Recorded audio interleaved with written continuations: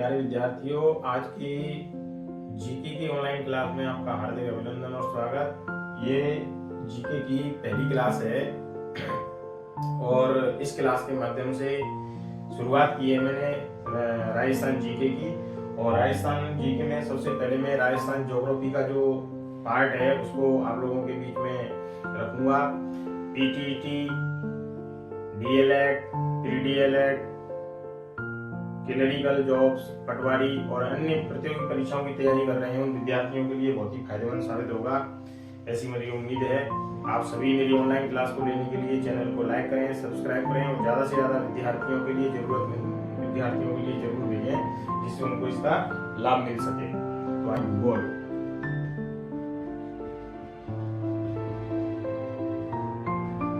राजस्थान का भूगोल से सबसे पहले राजस्थान का भूगोल से जब हम इसकी शुरुआत कर रहे हैं तो हमें ये भी पता होना चाहिए कि हमारा जो राजस्थान है उसकी उत्पत्ति किस तरीके से हुई। भौगोलिक रूप से अगर देखा जाए तो राजस्थान की उत्पत्ति किस तरीके से हुई। तो राजस्थान की उत्पत्ति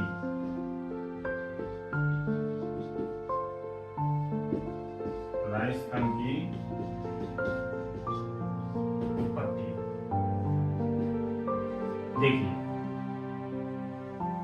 ये पृथ्वी है और इसमें मैं दो पार्ट कर देता हूं। एक तो ये भाग तो है महाद्वीप संबंधी और ये है महासागर संबंधी। ये 29% है और ये 71% है, जिस पर ये इस तरीके से कर देते हैं इसको, ये पानी भरा हुआ है इसमें। तो पृथ्वी पर जो है महाद्वीप है वो 29% है और महासागर है वो 71% है। ये पृथ्वी का स्ट्रक्चर है। इसमें से अंगारा लैंड और एक है गोंडवाना लैंड। ये जो पार्ट आप लोगों के लिए दिख रहा है ये वाला, ये है अंगारा लैंड। अंगारा लैंड और ये वाला पार्ट जो दिख रहा है ये है गोंडवाना लैंड। यहाँ पे ये वाला जो पार्ट दिख रहा है ये है भूसन्नति। भूसन्नति जिसे टेथिस सागर का पार्ट माना जाता है, टेथिस सागर। तो अंगारा लैंड और गोंडवाना लैंड, और अंगारा लैंड और गोंडवाना लैंड का जो बीच का भाग है उसे भूसन्नति या टेथिस सागर कहा जाता है। तो यहाँ पे हम लोग देखेंगे कि ये उत्तर हो गया और दक्षिण हो गया। तो जो उत्तरी भाग है वो अंगारा लैंड है और जो दक्षिणी भाग है वो गोंडवाना लैंड है। और इन दोनों के बीच में जो है भूसन्नति या टेथिस सागर जो है उसको हम लोग कह सकते हैं। एक है पेंजिया, एक है पेंथालासा और एक जो वर्ड है वो है टेथिस सागर।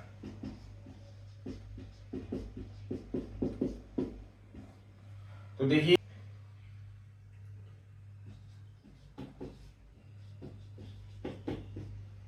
पेंजिया अल्फ्रेड वेगनर के अनुसार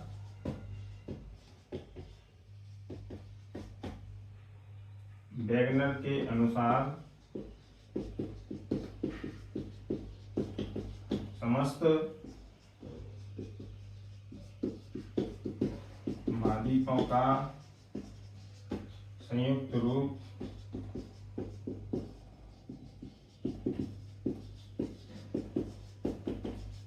पेंजिया कहलाता है। देखिए, ये पेंजिया है।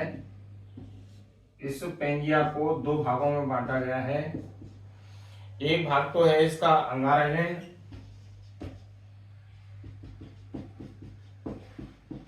जिसे हम लोग लॉरेंसिया भी कहते हैं, और दूसरा भाग है इसका गोंडवाना लैंड।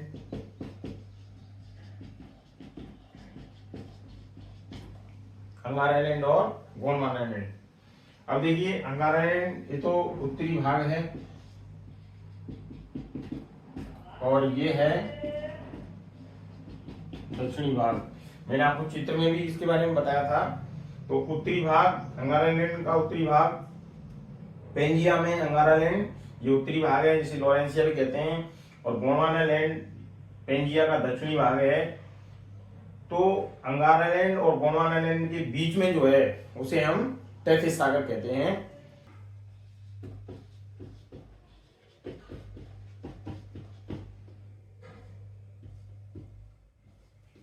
ये अल्फ्रेड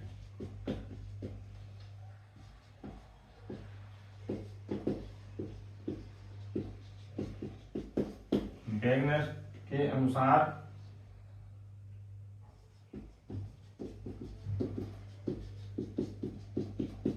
समस्त महासागरों का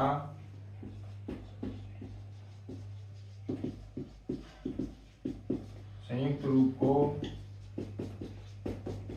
पेंथालासा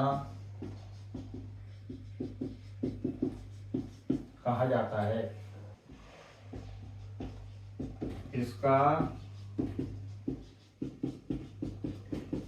मूल महासागर जो है वो प्रशांत महासागर को माना जाता है।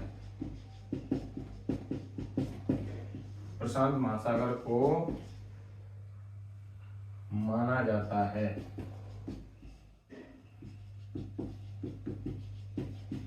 क्योंकि देखिए एक बार दोबारा देख लें, पेंथालासा अल्फ्रेड वेगनर के अनुसार समस्त महासागरों का संयुक्त रूप को पेंथालासा कहा जाता है। इसका मूल महासागर प्रशांत महासागर को माना जाता है। अब देखिए इसमें तो है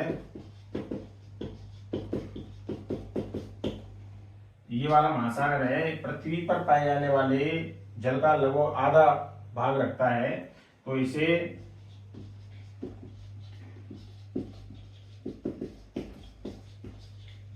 वाटर हेमिस्फीयर या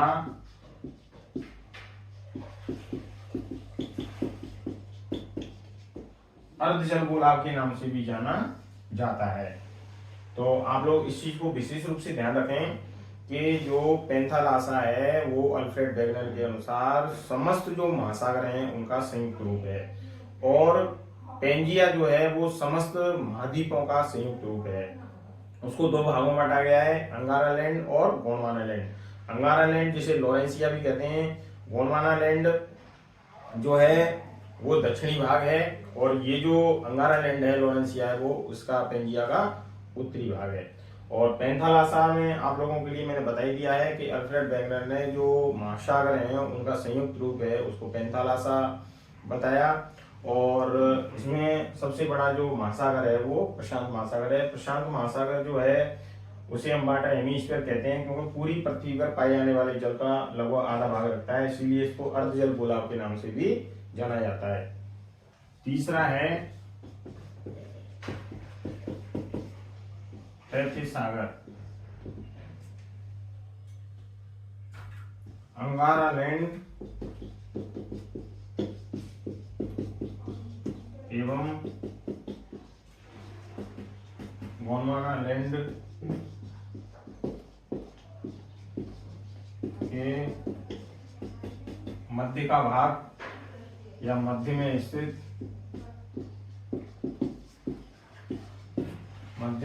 था ये टेथिस सागर है।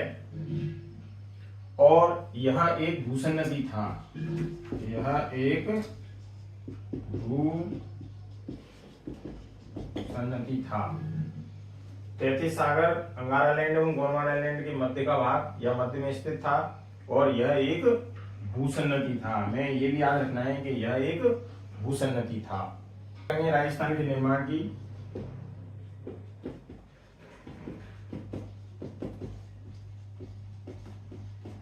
राजस्थान का निर्माण जो है किस तरीके से हुआ, तो देखिए इसमें अभी मैंने आप लोगों को थोड़ी देर पहले ही बताया था, अंगारा लैंड और ये है गोंडवाना लैंड। अंगारा लैंड और गोंडवाना लैंड अंगारालैंड है, इसको दो भागों में बांटा गया है। एक तो है अरावली पर्वत और दूसरा है हाड़ौती पठार।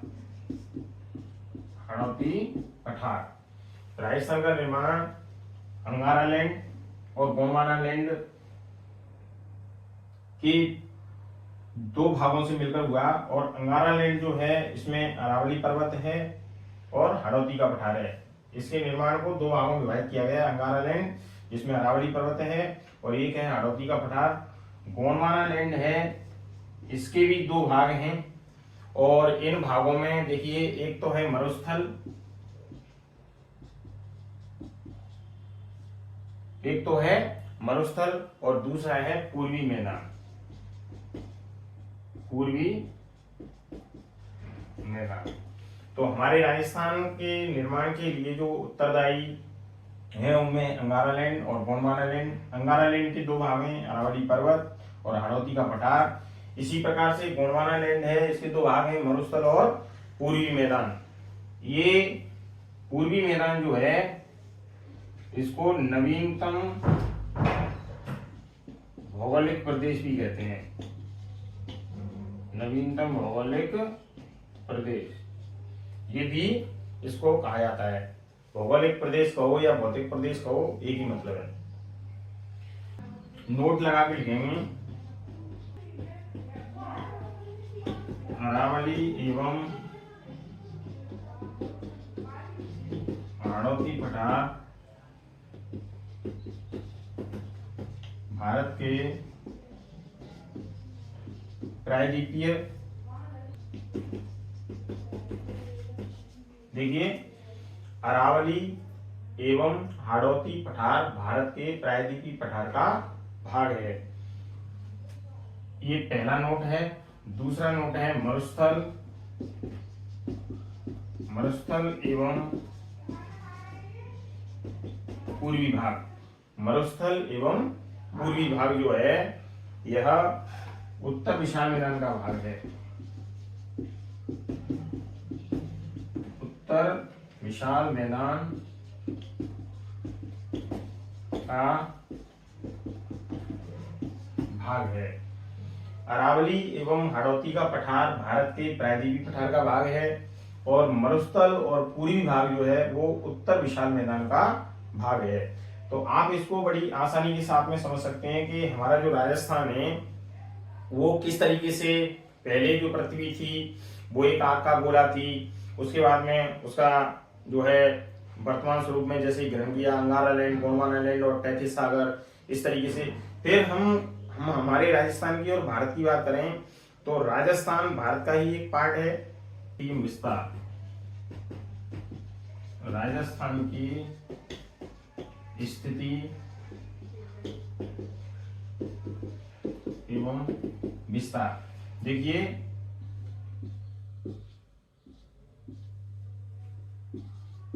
पूर्व, पश्चिम, उत्तर, दक्षिण।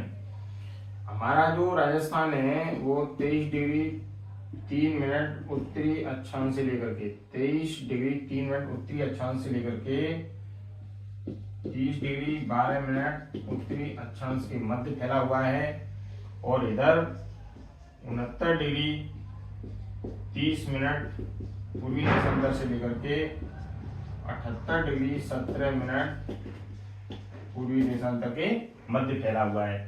ये हमारे राजस्थान का जो है विस्तार है, कि हमारा जो राजस्थान है वो 23 डिग्री 3 मिनट उत्तरी अक्षांश से लेकर के 30 डिग्री 12 मिनट उत्तरी अक्षांश के मध्य स्थित है, और 69 डिग्री 30 मिनट से लेकर के 78 डिग्री 70 मिनट पूर्वी देशांतर के मध्य स्थित है। राजस्थान की स्थिति, राजस्थान की स्थिति यहाँ पे हम लोग अक्षांश को लेकर के देखें और यहाँ पर हम लोग देशांतर को लेकर के देखें तो देखिए अक्षांश आड़ी रेखा होती है। जैसे सपोज कीजिए कि ये हमारा राजस्थान है और यहाँ पर सपोज कीजिए ये हमारा राजस्थान है, ये खड़ी रेखा होती है। तो हम लोग यहाँ पे देखेंगे ये उत्तर है और ये दक्षिण है, ये इधर पूरब है और इधर पश्चिम है। तो इधर पूरब है इधर पश्चिम है। देशांतर में देखा जाए तो हमारा जो राजस्थान है वो यहाँ स्थित है। और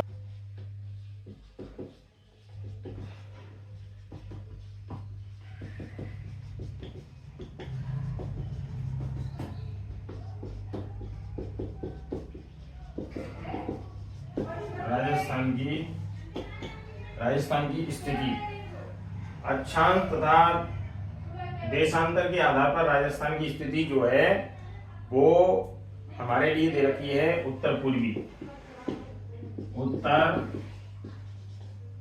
पूर्वी।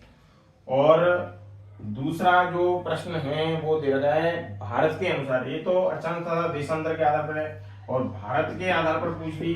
भारत के आधार पर राजस्थान की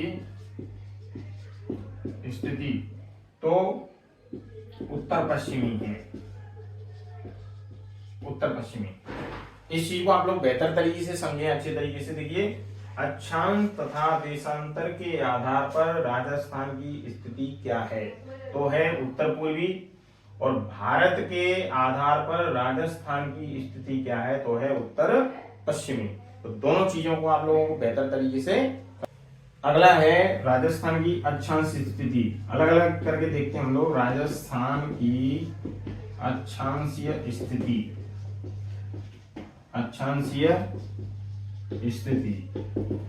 देखिए, हमारा जो राजस्थान है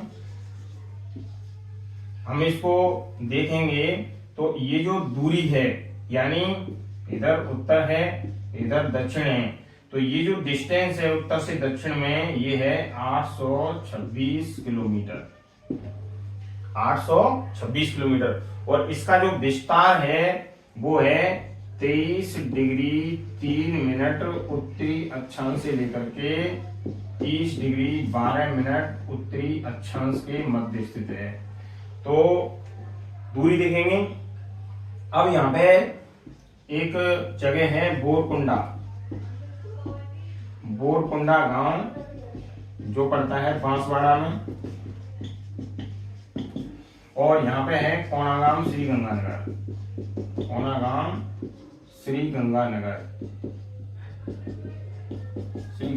यहाँ तक ये विस्तृत है। तो अक्षांशीय स्थिति की अगर हम बात करें तो अक्षांशीय स्थिति में हम लोग देखें, देखिए खड़ी है देशांतर जैसा लग रहा है, लेकिन जब हम लोग जाएंगे तो अक्षांशों को क्रॉस कर रहे हैं बार बार, इसीलिए इसको अक्षांशीय स्थिति बोलते हैं। अब चलिए आगे देखिए। 23 डिग्री 3 मिनट उत्तरी अक्षांश से 30 डिग्री 12 मिनट उत्तरी अक्षांश के मध्य स्थित है। उत्तर में कोणागाम श्री गंगानगर, दक्षिण में बोरकुंडा बांसवाड़ा। विस्तार जो है 23 डिग्री 3 मिनट उत्तरी अक्षांश से लेकर के 30 डिग्री 12 मिनट उत्तरी अक्षांश के मध्य स्थित है। अब देखिए 30 डिग्री 12 मिनट में से 23 डिग्री 3 मिनट जब हम घटाएंगे तो 7 डिग्री 9 मिनट बचेगा। तो ये अक्षांशीय विस्तार जो है वो है 7 डिग्री 9 मिनट। ये भी हम लोग विशेष रूप से इसको याद रखेंगे। अब चलिए आगे देखिए। 23.5 डिग्री उत्तरी अक्षांश या 23 डिग्री 30 मिनट उत्तरी अक्षांश, इसे कर्क संक्रांति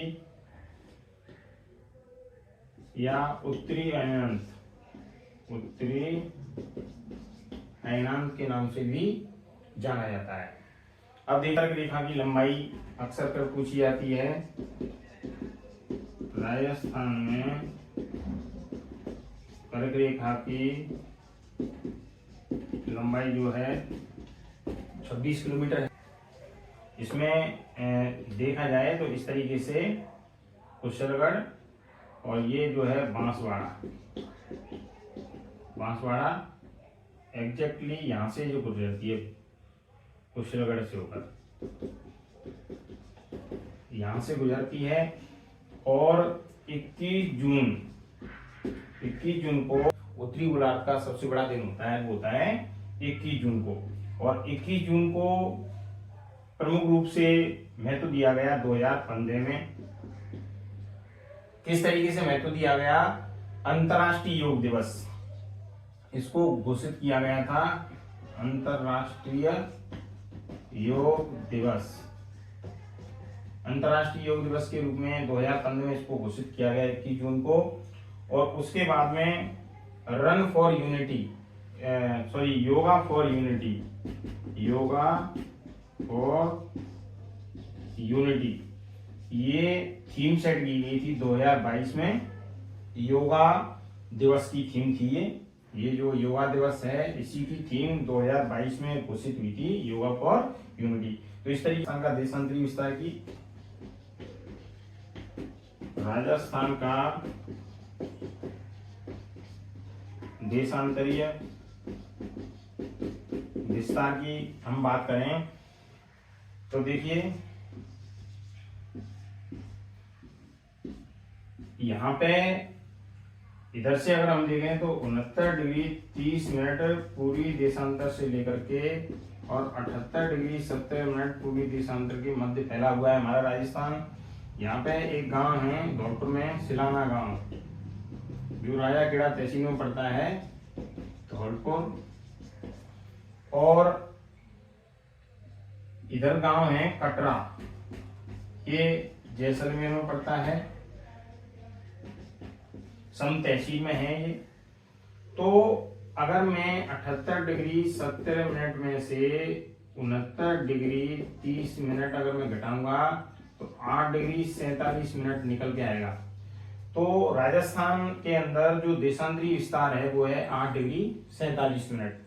और ये जो है एग्जैक्टली लगभग बराबर माना जाता है 9 डिग्री के। 1 डिग्री देशांतर 4 मिनट का समय लगता है और 1 मिनट देशांतर करें तो 4 सेकंड का समय लगता है। तो एग्जैक्टली राजस्थान के पूर्वी और पश्चिमी छोर में जो समयांतर रहता है वो हम लोग कह देते हैं कि 36 मिनट का रहता है, केवल 9 चौक 36। लेकिन 9 का गुणा 4 से करा तो 36 मिनट आ गया, लेकिन एग्जैक्टली ये सही नहीं है। एग्जैक्ट सही है 35 मिनट 8 सेकंड, ये होता है। एक बार राजस्थान के पूर्वी एवं पश्चिमी छोर में समयांतर 35 मिनट 8 सेकंड, ये एकदम एग्जैक्ट है। पर ज्यादातर 36 मिनट भी कई बार आ जाता है इस तरीके। एवं तिथि रेखा भी इसको कहा जाता है।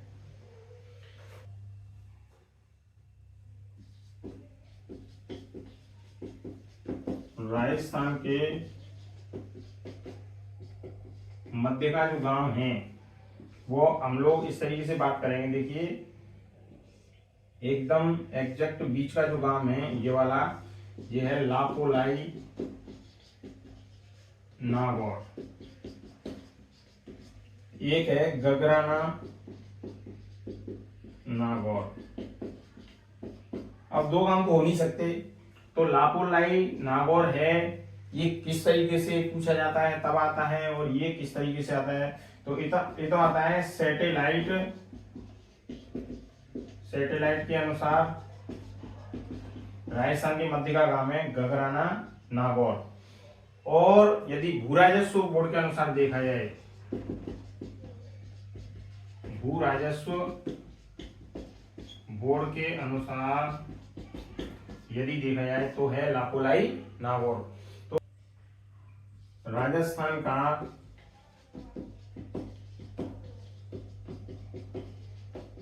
क्षेत्रफल, तो राजस्थान का क्षेत्रफल दो तरीके से मापा जाता है। देखिए एक तो है वर्ग किलोमीटर में है और एक है वर्ग मील में। तो 132 वर्ग मील राजस्थान का क्षेत्रफल है। 3,42,000 239 वर्ग किलोमीटर जो है वो राजस्थान का क्षेत्रफल है। राजस्थान का क्षेत्रफल भारत के क्षेत्रफल का कितना प्रतिशत है? तो आप लोगों को कई बार पूछा गया है 10.41%। राजस्थान का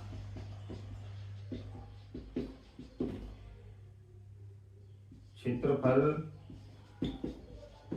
भारत के क्षेत्रफल का प्रतिशत भाग है, तो 10.41%। इतना प्रतिशत भाग है भारत के क्षेत्रफल में। राजस्थान के क्षेत्रफल की अगर बात करें तो इतना प्रतिशत भाग है। और ये जो स्थिति मैं बता रहा हूं ये है 1 नवंबर 1956, जब राजस्थान का इंटीग्रेशन हुआ था, एकीकरण हुआ था, उस समय की बात है। क्षेत्रफल की दृष्टि से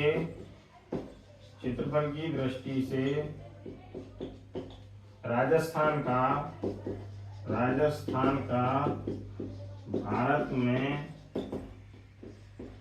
स्थान है प्रथम।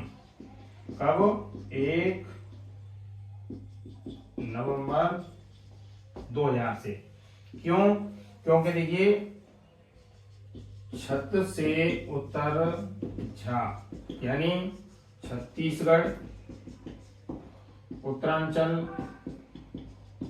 जिसे उत्तराखंड भी कहते हैं, और झारखंड, नवंबर 2000 में ये बने थे। 1 नवंबर 2000 को बना छत्तीसगढ़, उत्तरांचल उत्तराखंड 9 नवंबर 2000 को बना, झारखंड 15 नवंबर 2000 को बना। तो 1 नवंबर 2000 वाले दिन जो है राजस्थान भारत का क्षेत्रफल की दृष्टि से प्रथम स्थान का राज्य बना। तो प्रिय विद्यार्थियों, मैं आप लोगों के लिए अगली क्लास लेकर के इसका जो आगे वाला पार्ट है उसको लेकर के मैं उपस्थित हो रहा हूँ। आप ये मेरी पहली क्लास है और अगली सभी क्लासेस लेने के लिए आप मेरे चैनल को लाइक करें, सब्सक्राइब करें और ज़्यादा से ज़्यादा जो ज़रूरतमंद विद्यार्थी हैं जो तैयारी कर रहे हैं उनके लिए भेजें। तो अपना ख्याल रखें, पढ़ते रहें, मस्त रहें, व्यस्त रहें।